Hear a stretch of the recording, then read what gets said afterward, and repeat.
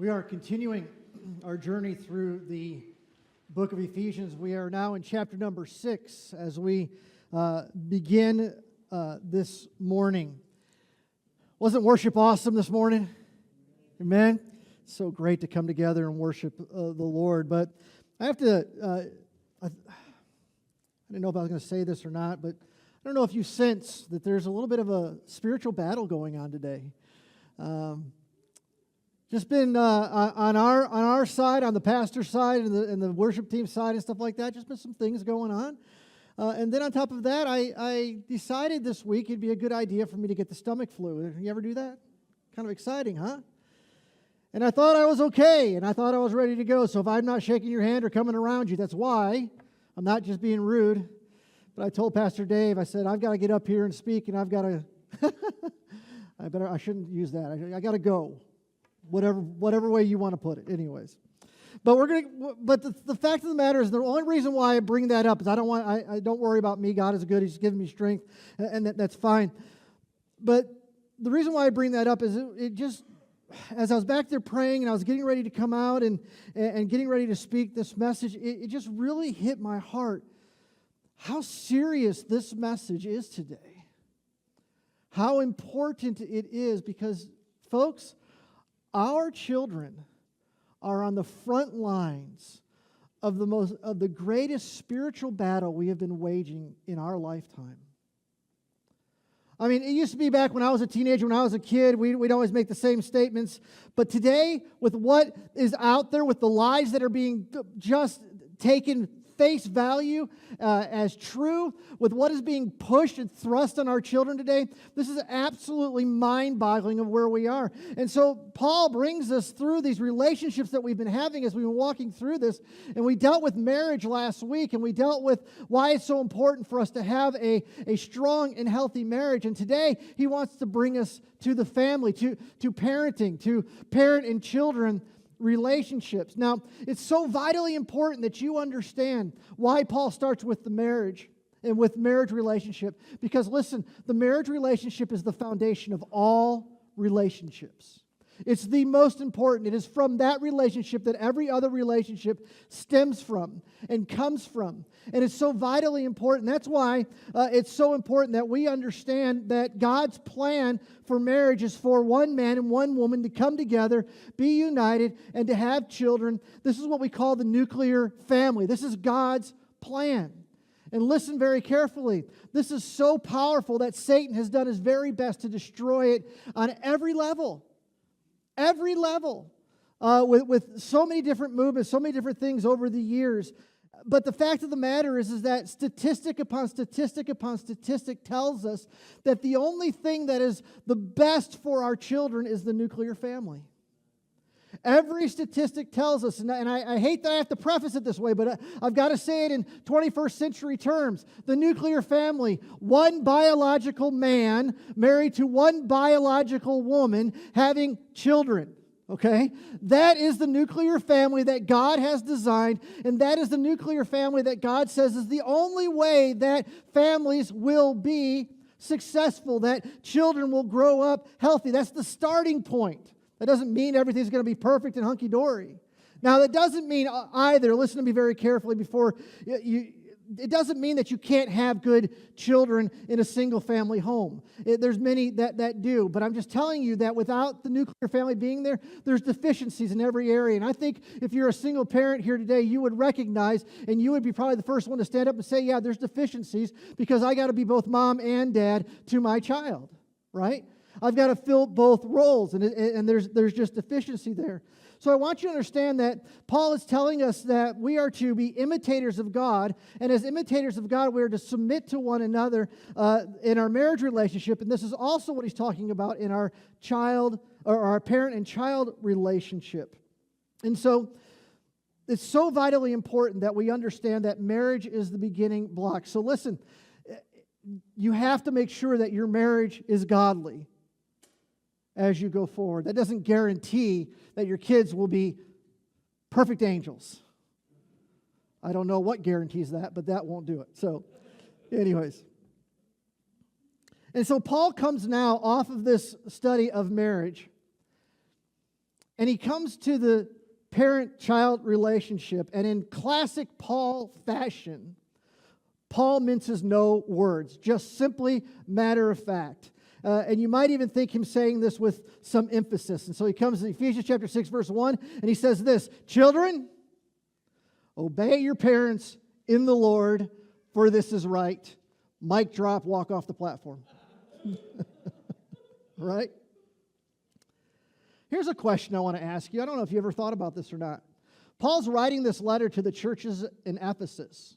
The churches, the leadership in Ephesus, to be read in the churches, to be given to the adults, kind of the same format that we have here. Why in the world would Paul, in his letter to Ephesians, and then also we're going to see he does this in Colossians as well, in the letters to Colossae, why in the world would Paul personally address children in this letter? Why in the world why wouldn't he just say, "And parents, you do da-da-da-da-da," or whatever? But no, Paul is instructing children as if they would be listening to this being read in the church. And that's exactly what it was. You see, Paul understood that children were a vital part of the church and are a vital part today. You know, it's a true statement that we say all the time that children are the future of the church, and they are. But it's even a truer statement for us to say that children are the part of the church right now. They are part of this church. They are members of this church through their parents. And Paul, understanding that, feels the responsibility to address them in this teaching. And as I said, he said the same thing, very similar to the church in Colossae there. He said in Colossians 3:20, he says, "Children, obey your parents in everything, for this pleases the Lord." And so from these two statements, we get this understanding of what the role of the child is in the home. And so let's look at this first. Now, I felt a little silly doing this, but I felt like I really needed to in the climate of our culture today. Question: who is a child? Who is a child? Well, our culture says that children are from the ages of 0 to 18. However, I believe we need to broaden that a little bit, and I'm just going to put it simply as this. Children in the area of obedience are any children or offsprings of the parents that are living in the home, no matter their age. Very interesting fact, and the fact of the matter is rules adjust as at the age and the maturity of children, but very interesting fact, since the pandemic, the percentage of adult children living with their parents is at an all-time high since the Great Depression. Since the Great Depression. According to Pew Research in July 2022, half of adults ages 18 through 29 were living with both or one of their parents. 50%. That's down from, that's down from 52% in 2020 when the pandemic really was at its height. So 52% of young adults, 18 through 29, were living with their parents. And there is a statistic, I didn't want to go that far, of 30 to 35 and 40-year-olds still living with their parents as well. But I didn't want anybody crying in here when we got to those statistics. But the fact of the matter is that because of where we are in our economy, because of where we are in our society, because of what things are, we have older offsprings, older children living in our home. Now, whatever the circumstance of that may be, I'll let you deal with those dynamics in your home. But the fact of the matter is that when it comes to obedience, just because of your age doesn't mean you disobey or you don't obey the rules of your parents' home. If you're living underneath your parents' roof, then Paul is saying, obey your parents. Make sense? All right? Now, if you're an adult living in your child's house, well, that's a subject we'll talk about at another time. There. So what is Paul talking about when he talks about children? He's primarily talking about what we understand here. 0, I'm going to say to 25, depending on the circumstances there. But then what is obedience? Well, obedience is simple. It's a word that we use. We don't like, but we use it. And Webster's Dictionary defines obedience as to follow the commands or guidance of someone. Simply put, to do what you are told. To do what you are told. Heard the story of a father who came home after a trip to his 5 children at home, and he bought a toy. He got a toy given to him. He didn't buy it. It was given to him. And he came home, and he said to his children, he got them all together and said, okay, which one of you obey Mom the best? Or which one of you listen and do everything that Mom says for you to do. And the kids kind of looked at each other, and they looked at each other a little more, and then they looked back at Dad and said, okay, Dad, you get to keep the toy. You're the only one that does that. The only one that listens and obeys Mom there. That's what obedience is. In our context, children, you are to do what your parents tell you to do. Or you are to not do what your parents tell you not to do. It doesn't get any more simpler than that. And that's what Paul says here. That's all he's saying in this passage. He's saying, simply, children, you do what your parents tell you to do. Now, here's the benefit of me working 16 years with teenagers in middle school and high school. If you're a teenager here today or a preteen or something like that, you've already got in your mind all the loopholes, right? All the ways. But what if my mom and dad tell me to sin? Yeah, preacher man, right? Or what if my parents tell me to do something that's illegal, right? Well, let me help you. We're talking about the context of a godly home, right? Where the parents are serving God and following the laws themselves. So if your parent comes to you and tells you to do something against God's word and tells you to do something illegal, of course we follow God, but there's a greater problem there that needs to be addressed than obedience. And if you are living in a godly home, I don't think you'll have that problem. All right? So loopholes gone. Okay? So simply put, Paul tells the child that your role is to obey everything that your parents tell you. And the reason is because this is right. It's the right thing to do, obviously. But even more than that, what Paul says in Colossians is it pleases God. He says, children, you have an opportunity to please God in the way that you live your life, and that begins with you obeying your parents. And when you obey your parents, God is pleased. But then, of course, Paul goes farther, as I say every single week.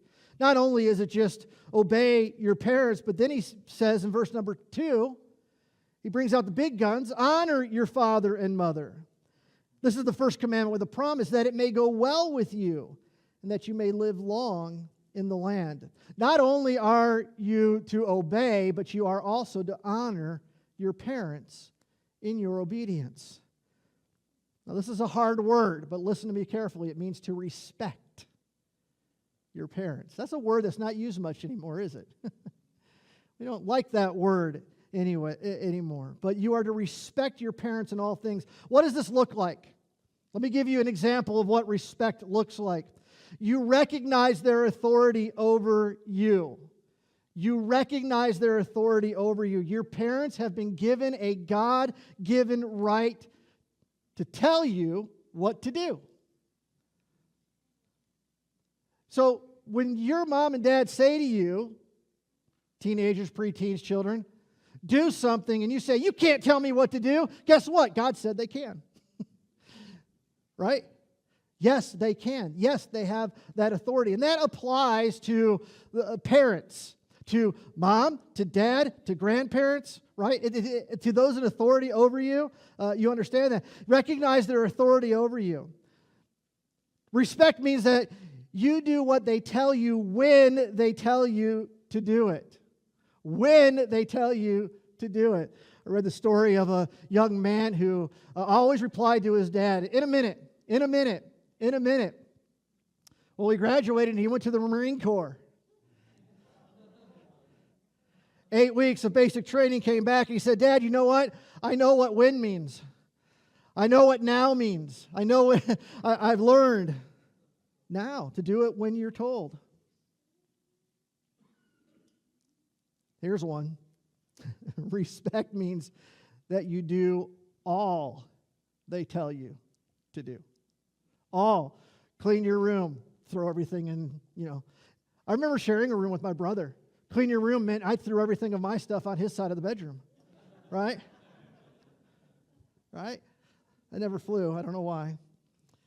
And then to do it with the right attitude. To do it with the right attitude. You know what I miss in our society today? And I remember saying this, and I remember hearing others say this, but you don't hear it very much anymore, and maybe you do. I hope you do. How about a yes, sir, or a yes, ma'am? You know what? I don't even go as far as a yes, sir, and a yes, ma'am. I'll go with a happy okay, right? Go clean your room, okay, right? That's respectful. That's doing it the way that God says. So, all right. Teens are going, Mom and Dad, why'd you bring me to church today? Why is this so important? Why is this so important? Well, first and foremost, I want you to understand this. And this is powerful. And I thought this was powerful. This is a command from God.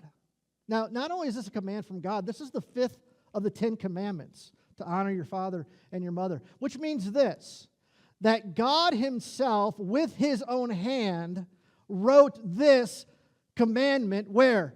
In stone. No eraser, no scratch out. God himself saw fit to write this in stone as one of the primary commandments. That means it's serious.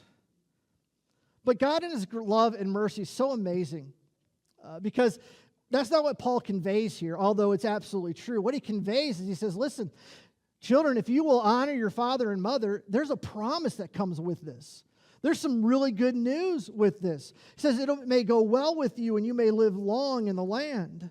I remember teaching this to my youth when I was back as a youth pastor. I remember I got to this point in the lesson, and one of the teenagers, as they often did, stood up and shouted. Well, he didn't stand up. He just shouted out from where he was. He goes, it's true, because if I don't obey, my dad will kill me. Right? You want to live long? Obey your parents. But what does this mean? It will go well with me. What does it mean that I will live long? Listen very carefully. And parents, listen to this as well. You need, because I think you'd be in agreement with this. I believe the first thing that obedience does is to get your parents on your side. You want your parents on your side? You want them to trust you, and you want to move forward in life, and you want to be able to do more things. Do you realize, young people, that you are possibly 1 or 2 acts of obedience away of getting more freedom in your life? Literally. Seriously. Obedience proves to your parents that you are able and you are mature enough to do what they've asked you to do. It assures them that you will listen to their instructions and their warnings, and you will gain more freedom, and it will assures them that you're going to do what's right even when they're not there. Do you realize that if you can go and you can clean your room when mom and dad tell you to clean your room, or even worse, take the trash out? I have, my aversion with trash. If you could do what they tell you to do, first, that puts them in a good mood. Hey, bonus. Second of all, they can see you can be responsible. But don't obey. Don't listen. Don't do what they said, even in the little things, and watch your freedom quickly evaporate, right? I had more teenagers grounded because they didn't simply clean their room than anything else, right? I mean, come on, clean your room, for crying out loud. It's not that big of a deal. You see, if you can't clean your room or do a task that your parents tell you to do with respect and do it completely, how will they ever know that you can make wise decisions when you are on your own and with your friends? They can't. They can't know that. As a matter of fact, not only is this a biblical principle for you as children, but this is a biblical principle for all of us. The Bible tells us, Jesus said these words in Luke 16, just listen, he says, one who is faithful in very little is also faithful in much. You know what that means? You do the small things that God has told you to do, you obey in that, then God gives you more things and more freedoms to do. But then he goes on and says, and one who is dishonest in a very little is also dishonest in much. If you can't do the small things, you can't be trusted with the big things. This is a life principle. Right? And so this is why children or teenagers or young adults, that this is here, because you need to learn this, because this is how life actually works. But I want to camp on this section just for a moment here. I want you to get this, because this is huge. Not only does obedience put your parents on their side, but parents, you need to understand, and teenagers, young adults, children, you need to understand that your brain is not fully developed yet. Can I get real scientific on you right now? I'm going to get scientific, if that's all right, okay? Why is it important that you listen and obey your parents? Well, simply because you need your parents to establish parameters and make decisions for you. Because literally, listen now, literally, you are incapable of doing so.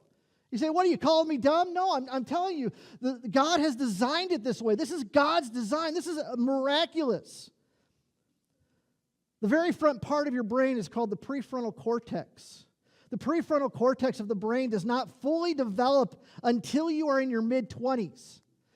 Most say around 25, 24, 25, 26. That's when the prefrontal cortex of your mind is developed. Why is that important? Because the prefrontal cortex primarily regulates executive function, meaning this includes decision-making, reasoning, problem-solving, comprehension, impulse control, creativity, and perseverance.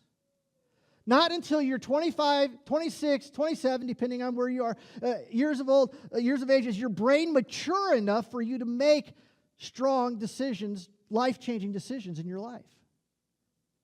So I researched this more, and I went online as always, and thousands upon thousands of websites came up, all confirming all of this in what I looked at. But I pulled this little article out, and if you'll indulge me to let me read this to you, most of it from the American Academy of Child and Adolescent Psychiatry. I can't even say the big words. It says this: scientists have identified a specific region of the brain called the medulla. How do I say that? Medulla. I'm still not saying it wrong. Say it again. Sweet. Thank you, Shannon. She knows. That word right there. Sorry. Those of you online that didn't hear that, go look it up. All right.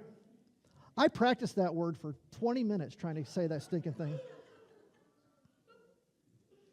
Mine's not developed, by the way. All right. This section, it's responsible for immediate reactions, including fear and aggressive behavior. This region develops early in a child's mind, in a child's brain. However, the frontal cortex, the area of the brain that controls reasoning and helps us think before we act, develops later. This part of the brain is still changing and maturing well into adulthood.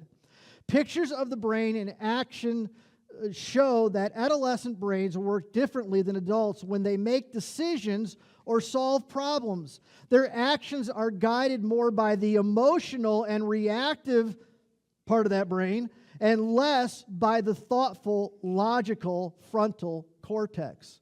Have you ever looked at a child or at a teen or at a young person and they did something, and as you watched them do something, you went, what?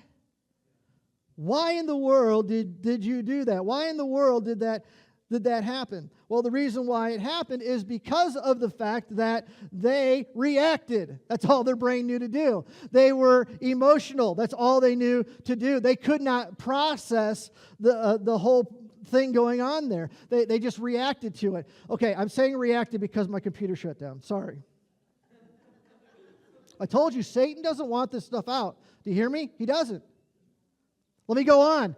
Based on the stage of their brain development, adolescents, now this is this article that I'm quoting here. I didn't make this up. Brain development, adolescents are more likely to act on impulse, misread or misinterpret social cues and emotions, get into accidents of all kinds, get involved in fights, engage in dangerous or risky behavior.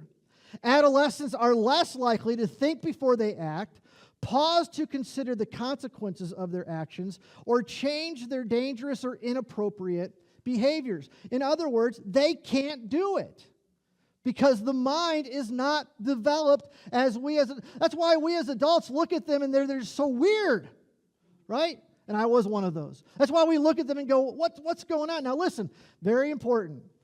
These brain differences don't mean that young people can't make good decisions. They certainly can. Or tell the difference between right and wrong. This doesn't give you a free pass. I can do this, Mom. I got brain damage. Right? No. It doesn't give you a free pass. It doesn't let you any of that. It also doesn't mean that they should be held responsible for their actions. They absolutely should. But the article concludes this awareness of these differences can help parents and advocates and policymakers understand, anticipate, and manage the behavior of adolescents. Why do I bring this up? Why is this even important for us to understand?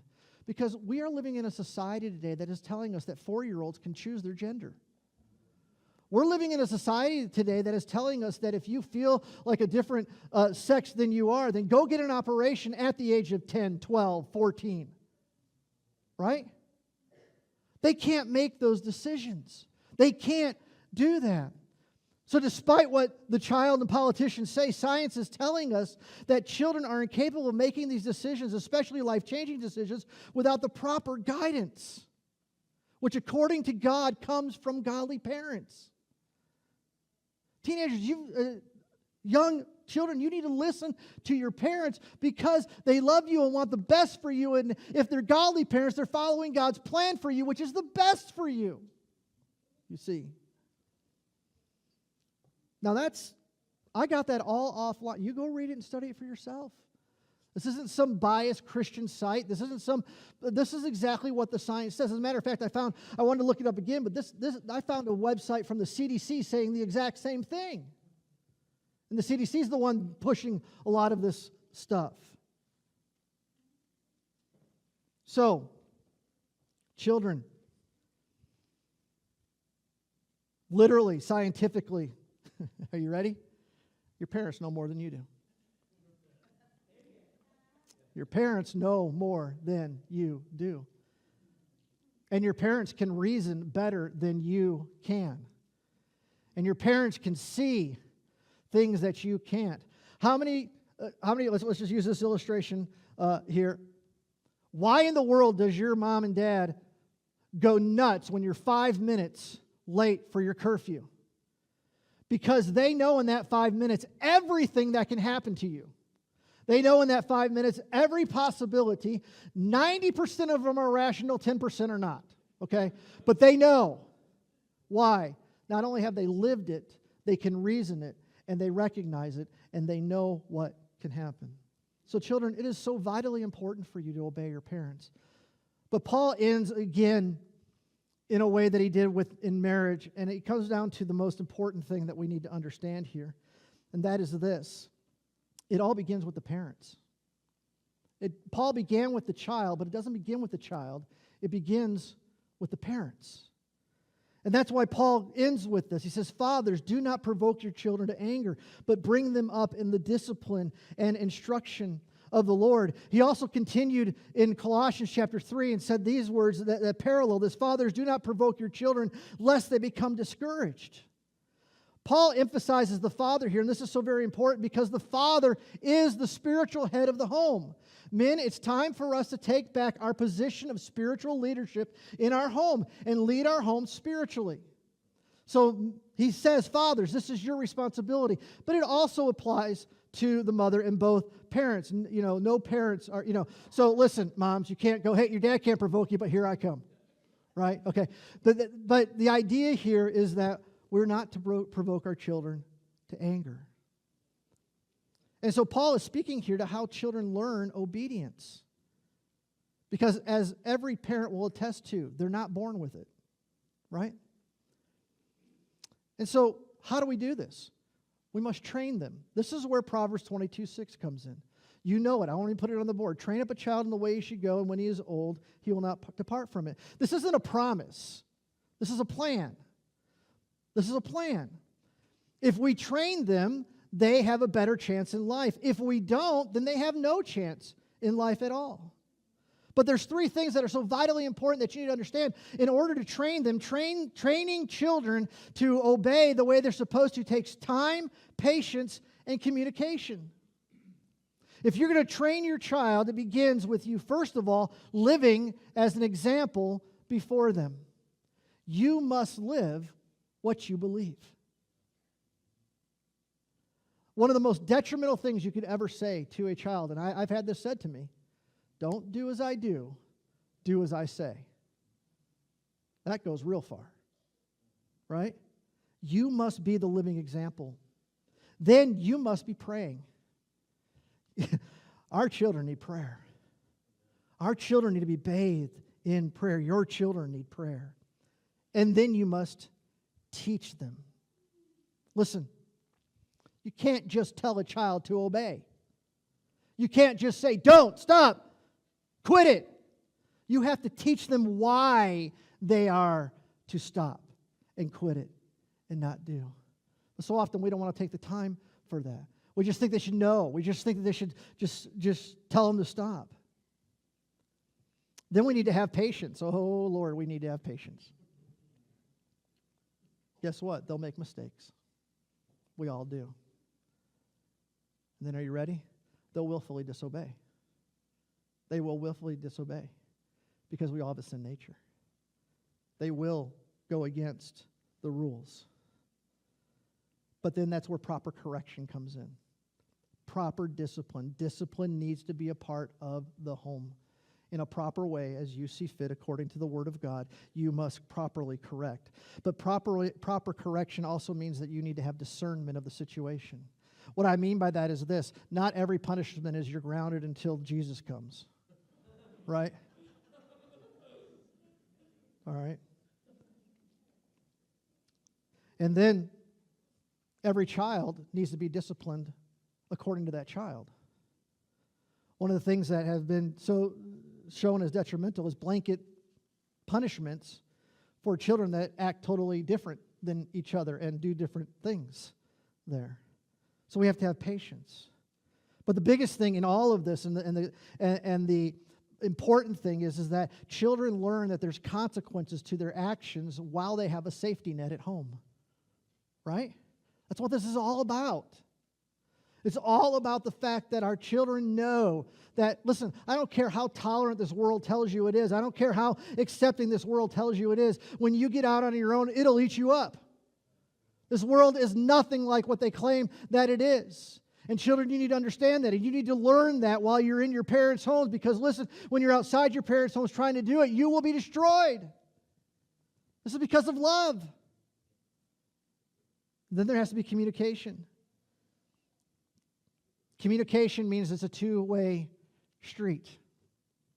You must speak to your children so that you are heard and understood. And then you must listen to what they have to say. Now, parents, you have the final authority, and you need to have that final authority. And you need to your children need to know they're heard. They may not do a bit of difference in what's going to happen in the situation, but they need to know that they're heard, that you hear them.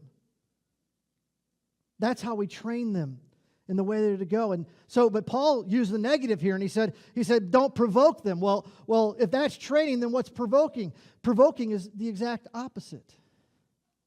Provoking is not taking time to explain to them what is right and what is wrong, and why it's right and why it's wrong.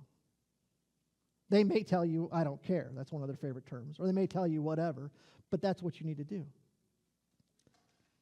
To not take time, but just to get angry in the moment and just blurt something out and then move on. That's provoking your children.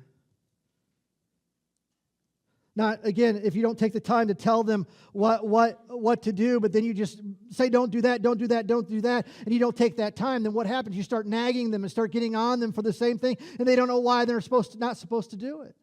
You see, and that discourages them and brings them down. That moves right into not having patience. Oh, this is hard. Because, listen, as much as you love children, they're a blessing from the Lord. You just want to love them to death sometimes. That's where that phrase came from, by the way. A parent made that up. But you got to have patience. You've got to understand that they won't do it right. You got to understand that they'll willfully, because they have a strong will or because they have a sin nature, as we all do, go against, and you got to give punishments because of that. You have to provoke your children by not having proper communications. One of the things I think is so devastating to children, and I've seen this happen before, because when you lose your patience and you start communicating wrong, you start saying things just off the cuff, and so you start saying things that are wrong, and you start asking questions that are wrong. You start saying things that are wrong, like, how dumb are you? Why can't you figure this out? That's just so. How come you're so stupid? Or then you really go off and you ask the really dumb question to your teenager: do you think I'm stupid? Don't ever ask that question, because they'll, whatever. Come on, that was to break the tension a little bit. Work with me. Work with me. Don't provoke your children to wrath or discouragement. Our job's not to break them down. Our job is never to break their spirit. It's to tame their will. Right? It's to tame them, to show them. So listen to all of this, parents. It really begins with us.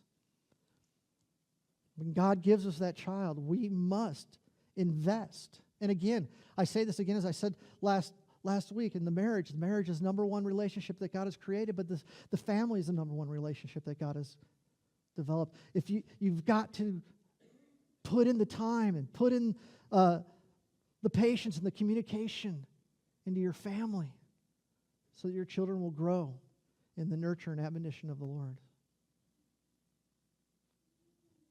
So can we close with this? Parents, train your children to be obedient. Train your children to be obedient. Will you stand with me in God's house today?